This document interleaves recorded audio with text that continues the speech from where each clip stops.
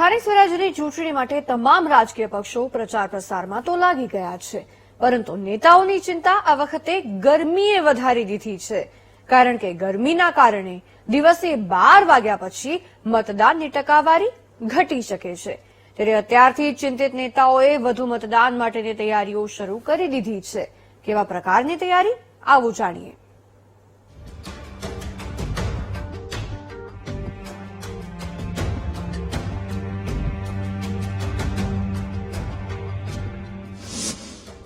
ઉનાળાની ગરમીમાં તાપમાન નેતાઓનું વધ્યું. મતદાન માટે 10 દિવસ જ રહ્યા બાકી. મતદાન બૂથ સુધી મતદારોને પહોંચાડવાના થવા લાગ્યા આયોજન. 26 એપ્રિલે રાજ્યમાં સ્થાનિક સ્વરાજ્યની ચૂંટણી માટે મતદાન થવા જઈ રહ્યું છે. એટલે કે રાજકીય પક્ષો માટે હવે ગણીને 10 દિવસ જ બાકી રહ્યા છે પ્રચાર પ્રસાર અને જનતાને રીઝવવા માટે. પરંતુ ઉમેદવારોને સૌથી મૂંઝવતો મુદ્દો આ વખતે ગરમી છે.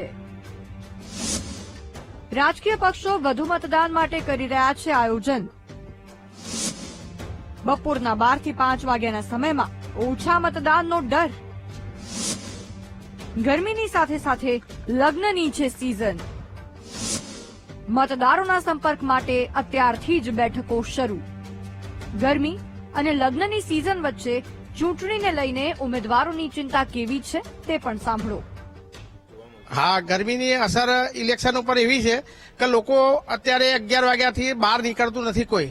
અમે પ્રચાર પ્રસાર કરવા નીકળીએ છીએ પણ પબ્લિક બહાર જોવા મળતી નથી. આવો પ્રશ્ન બની રહ્યો છે. મતદાનમાં અસર થશે જો સવારના ટાઈમ સાંજનો ટાઈમ પણ લંબાવે થોડો તો કંઈક થોડુંક ફેરફાર થાય. બાકી દિવસ દરમિયાન તો પ્રોબ્લેમ રહેશે જ.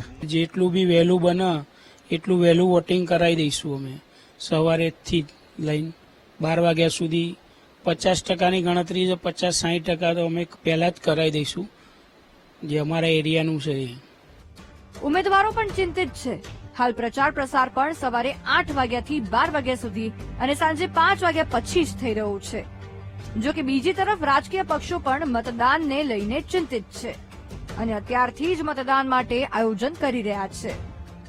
ચૂંટણીના દિવસે જે અમારા બૂથના કાર્યકર્તા છે અને બૂથની અંદર પેજ સમિતિના જે કાર્યકર્તા છે, જે ભાજપના શુભેચ્છકો છે, એ હરહંમેશ કાર્યકર્તાઓને પોતાના વિસ્તારમાંથી સોસાયટી, પોળો, ચાલી, ઝૂંપડપટ્ટીમાંથી કાઢતા હોય છે અને બધા પોતપોતાના વાહન દ્વારા પણ જતા હોય છે. ત્યાં ચૂંટણી પંચ પણ ખૂબ જાહેરાત કરે છે. આપના મીડિયા દ્વારા પણ ઘણી બધી અપીલ થતી હોય છે.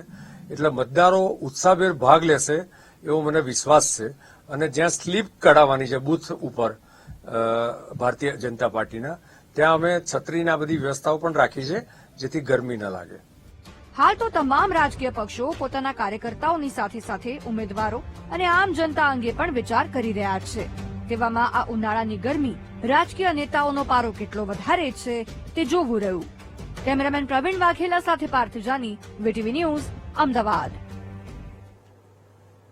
હવે છુપા